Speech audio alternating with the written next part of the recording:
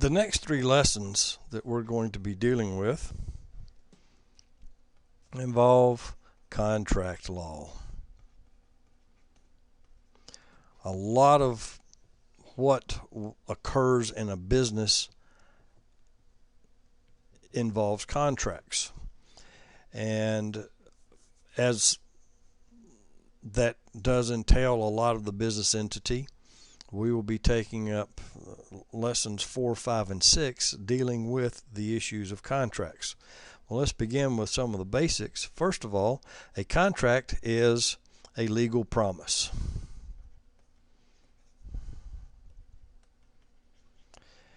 The agreement or obligation binds one party to act when another party acts, and we'll get into a little more detail of that. The contract has three main parts. We have an offer,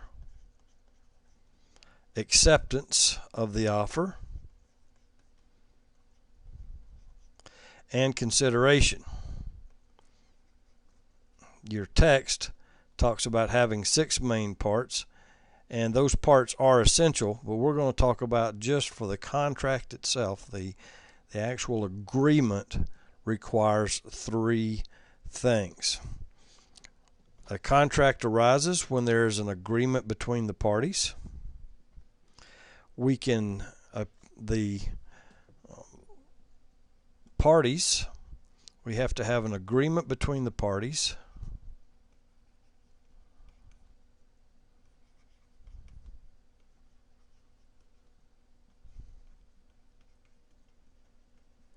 And a party can be 2 people. It can be a corporation or corporations. There can be multiple parties. It doesn't have to be 2. It just has to be a minimum of 2. So we could have a contract involving 3 or 4 or 5 or 6 people involved in the contract. These people must have legal capacity, which means they have to be 18 years of age and have the ability to, with thought and reason,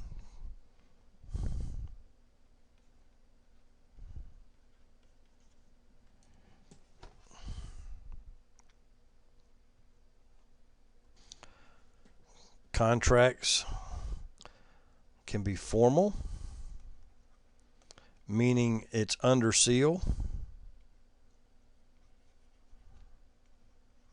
like under a corporate seal. Most contracts fall into the informal area. That's basically all others.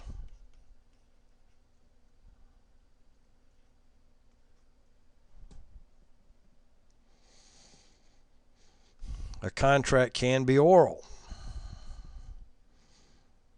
In many cases, in the absence of a written contract, depending upon if there is an offer, acceptance, and consideration, there can be an implied contract. The contract has to be binding against all parties.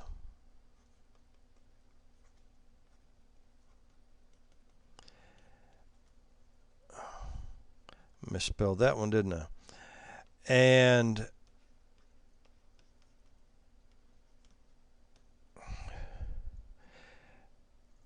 anything less would be just a promise or a gift.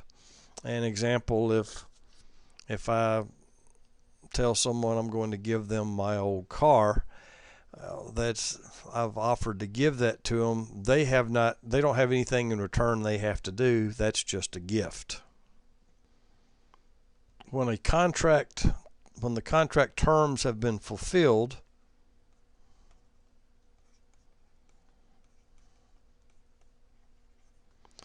we call that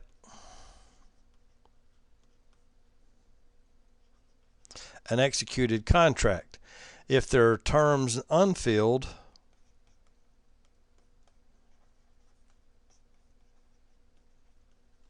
that's an executable contract.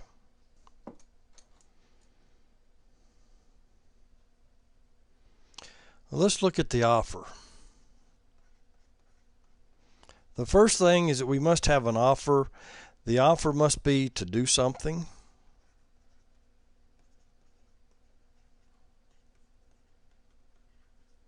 Or in some cases, to not do something.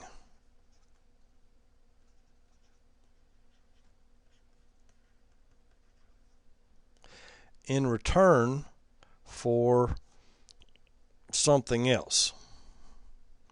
There has to be that something else that makes this a binding agreement between the two people.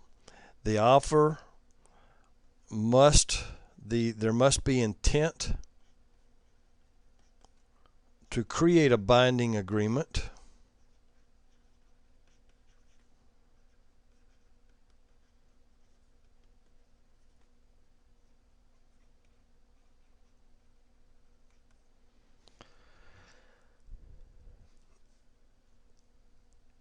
And where this is important here is that we have two areas that create a problem. One is a inquiry to negotiate. Oops.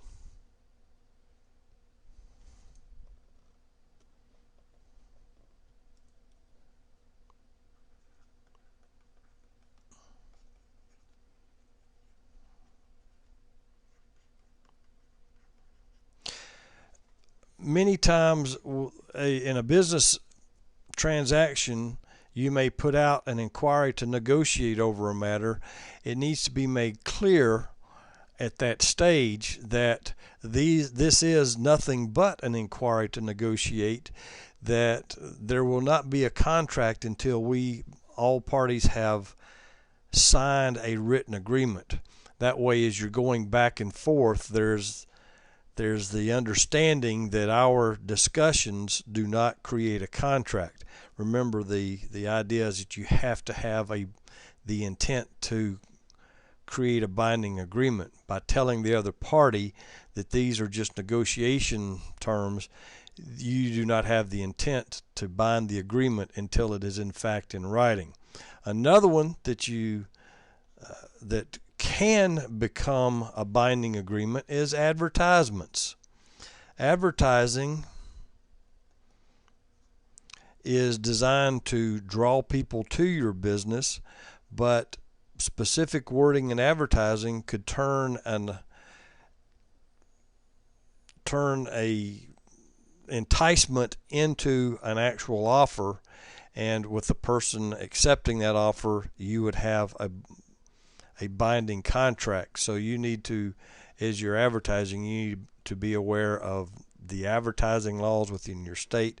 And I know the textbook gives you a couple of examples of what is and what is not advertising.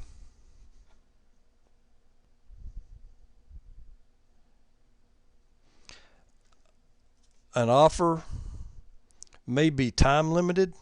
So you may say that this offer is open for so many days, and again, in times where maybe prices are of an issue, you can put a time limit on it, and up until the time that the offer is accepted, you can withdraw.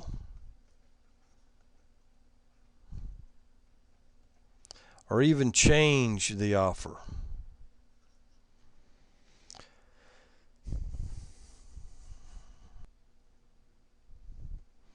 Acceptance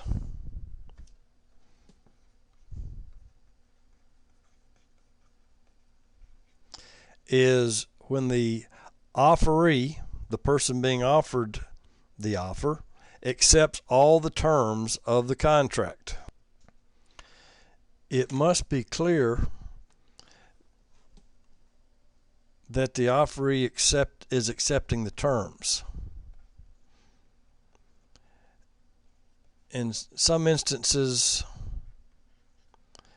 a person may be negotiating and it's not clear that they've accepted the terms. So somebody comes out, makes you an offer, and you'll say, well, what about this? Well, you have not accepted that. You're in the negotiation stage at that point. But at the point where it's clear that the offer has been made and that you understand that offer and it's accepted, then you have an acceptance. An acceptance can be something as simple as a nodding of the head. It can be a okay. It can be a handshake. Something that signifies that you accept the offer. Silence is not an acceptance.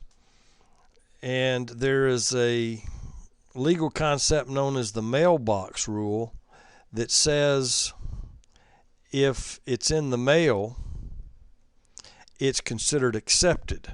So if you have sent me an offer, I have accepted it and put it back in the mail to you, then you cannot withdraw that offer once I have already mailed the acceptance.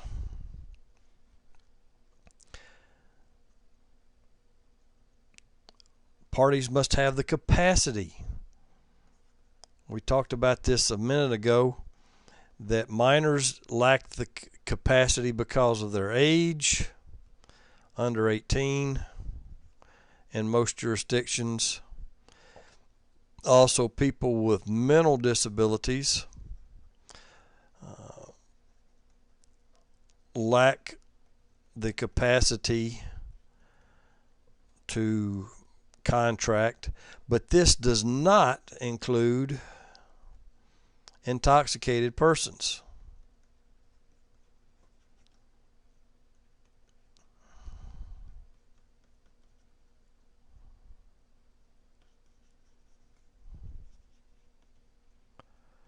As long as the person knows that the contract is being made, a person who is under the influence of drugs or alcohol can contract.